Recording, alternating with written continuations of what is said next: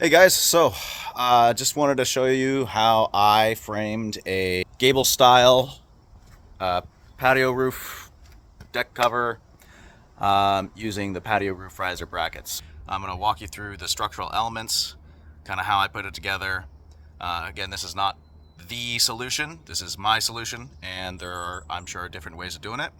If you're a framer and you've built stuff like this before, leave a note in the comments. Let me know how you would do it. So an overview is I installed two beams along the parallel walls and then used those essentially as outside walls to frame the roof.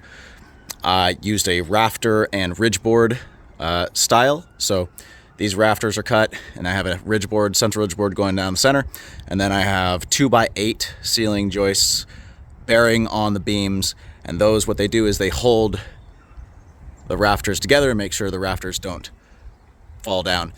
Because this is a ridge board system, the rafters essentially they're out like this and they want to spread out. So what those ceiling joists do is they tie together the bottoms and they make it into one rigid triangle and prevent the bottoms of the rafters from spreading.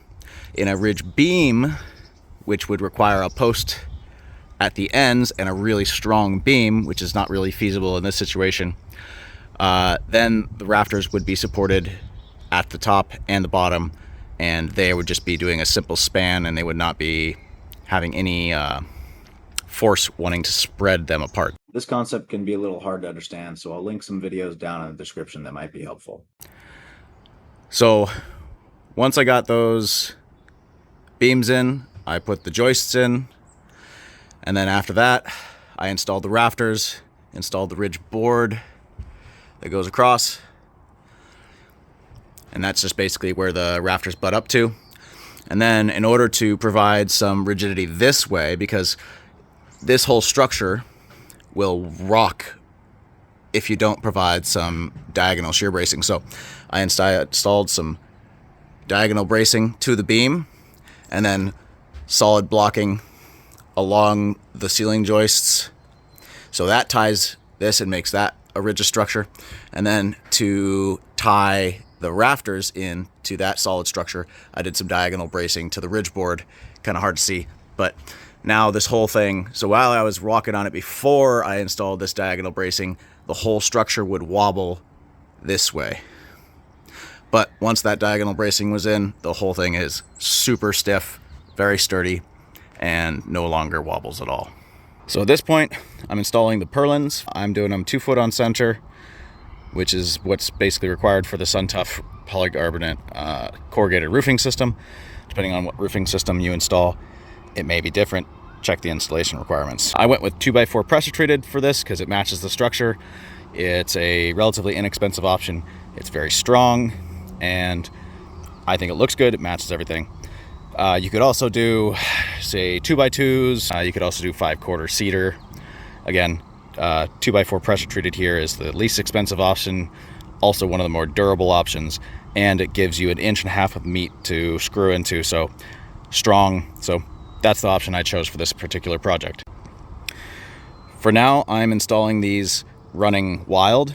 I'm going to cut these off about a foot back, because I want the overhang to be about a foot on each side, and then I'm going to run the polycarbonate roofing actually just a hair overhanging the edge. That way, when the water drips off, it's not going to drip directly on the structure.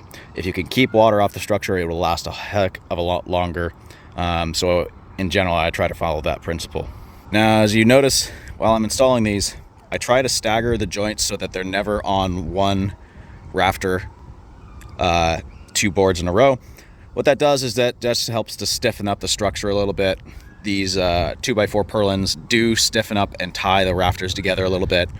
I'd rather have that than if I say put all the joints on this one, then that rafter would be a hinge point and it would tend to flex a little bit more than the other ones. So not required, but I highly recommend doing that.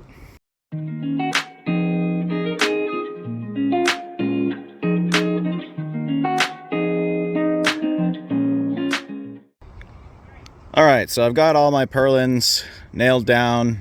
I've got 2 galvanized nails per connection there. These are all running wild. I'm gonna cut them back to 11 inches back from the rafter.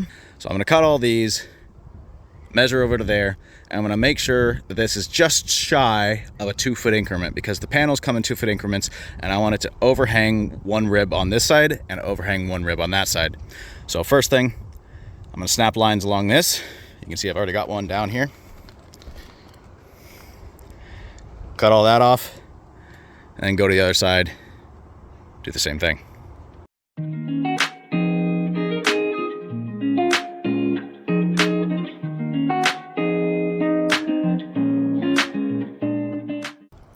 So when you're installing Suntuf polycarbonate roofing panels, you're going to want to use these horizontal closure strips. Reason being, they give some stiffness underneath the ridges to allow you to screw through the top of the ridges. And screwing through the top of the ridges is ideal because water is not going to collect on top of the ridges. I much prefer that to screwing in the valleys where water is going to collect. You're more likely to get grime building up there, make it look all crappy. Before I install my closure strips, I like to do a little test run, make sure that my layout's correct. So here is about where I would land this. So I have about 1 inch past. This is the overhanging part. There's a lip right here. So I'll just loose lay these, connect them. They have these little slots that they slot into. So you're just going to go ahead and push it, get it there like that, push down, and I'm going to loose lay that all the way out to the end, see how that all lines up, make sure that my panels are lining up the way I want them to. I would recommend installing them from the side that is going to be the most visible first, and working to the side that's going to be the least visible. Start out with a nice straight line here, line your first horizontal closure strips up nice and straight, and then the rest of them will all be lined up. Now sometimes because you're on a slope, these are going to want to fall off as you test run this, so putting a nail here so you can pull tension and straighten these all out will help make sure that your alignment is correct and that these don't fall off. Now there's a couple of ways you could install these. You could do screws, but the method I've found is, and that I really like, is using 1 inch hot dip galvanized roofing nails. Reason I like that: 1, it's fast. 2, it works. You can get them exactly where you want them. It holds them in place while you install the rest of your stuff. And for now, all this needs to do is it just needs not to move. And if you're doing screws, it's going to take you a lot longer. You're more likely not to put enough screws, and these tend to wobble. So if you're stepping on these while you're installing them, there's a chance that you slip. So I like the speed of this because I am able to do it every other valley, and it goes quick. Much faster than screws. And really all it needs to do is hold this in place until I get the roofing panels on, because the screws are going to go through here, and that's what's actually holding the panels to the roof. These are just placeholders. They're just there to align everything. For efficiency, I suggest staging your horizontal closure strips, getting them all cut and ready, and then beginning to install them. Put them at 2 locations along the way. You're going to be needing them. You can't hold 12 in your hand at once and do the work. So stage them a little bit along the way, like so. It'll help you be more efficient. You're going to use a lot of these, and they come in packs of 6, and they're all taped. So here's a little trick to help you get these disassembled quicker.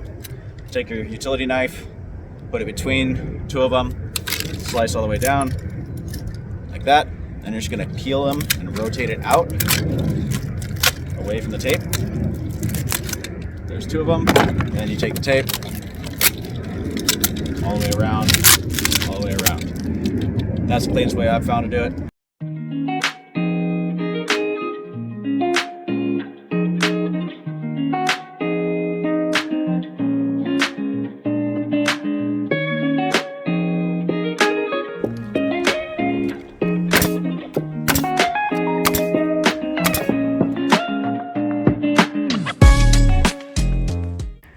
So these are the Suntuf corrugated polycarbonate roofing panels.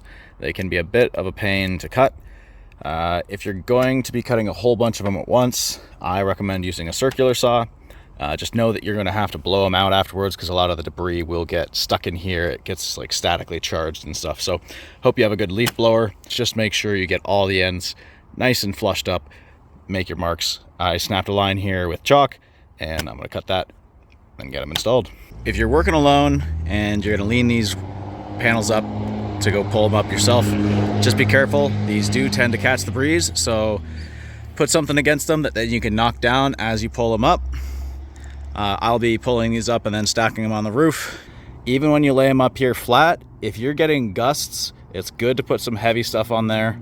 I've had roofing fly off the roof before, and polycarbonate is pretty resilient. It's not going to snap, but it may get scuffed.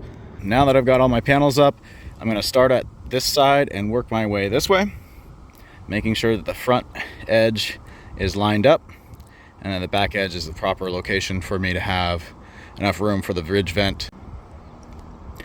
You're going to want to make sure that you've got all your tools on site. So I've got a 1/4-inch drill bit for pre-drilling the holes in the polycarbonate panels. The reason for the 1/4-inch is it's bigger than the screw diameter. And the reason for that is that these panels are going to expand and contract. They're plastic, so they're going to expand and contract with heat, and the manufacturer specifies a 1/4-inch bit so that these have room to move and the panels don't buckle.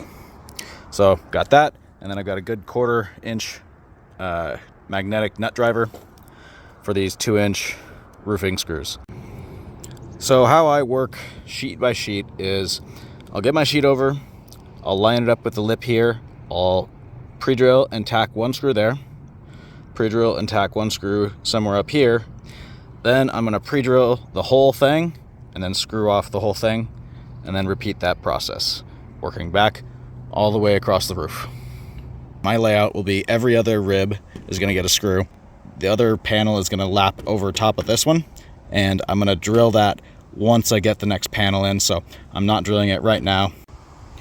So when you're driving these roofing screws, the key is you want them to be nice and snug, but no more than that. So you don't want to heavily deform the sheet. So I would say that's pretty good. Maybe a little bit less than that. Reason being is that the sheet needs to be able to slide a little bit. Otherwise you'll get some deformation coming in through here because it won't be able to expand and contract. So occasionally when you're pre-drilling these, you'll get a bunch of gunk sticking up like this. What I'll do, just push it back into the hole, put your drill on reverse, and it'll punch it right through. That way it won't interfere with the sealing of that rubber washer.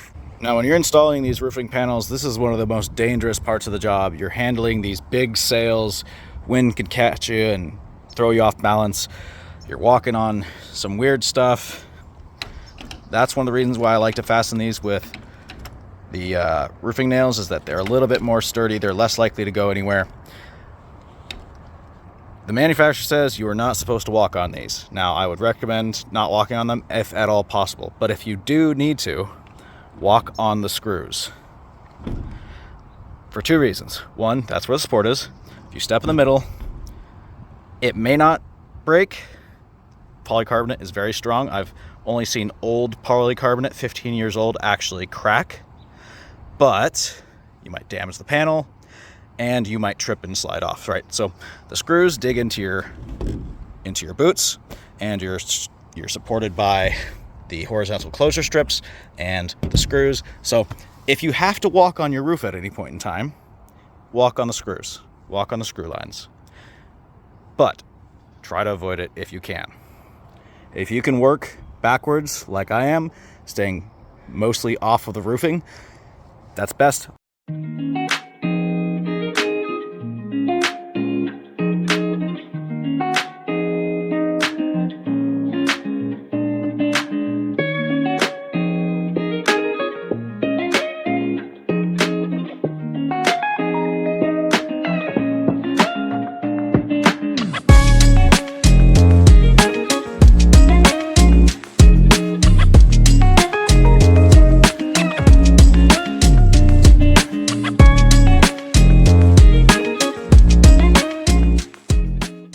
All right, so all the panels are done. And just a quick side note, if you're gonna use solar gray for their roof and you need a ridge cap, you may not be able to find these locally. I had to get them ordered in special order, so just make sure you account for that in your project. Home Depot only had the clear versions available and it didn't match, it didn't look good, so I had to order these special order. So I worked from here back, overlapping those ridge caps, one rib each time, and then this last one I overlapped it a bunch because it was too long.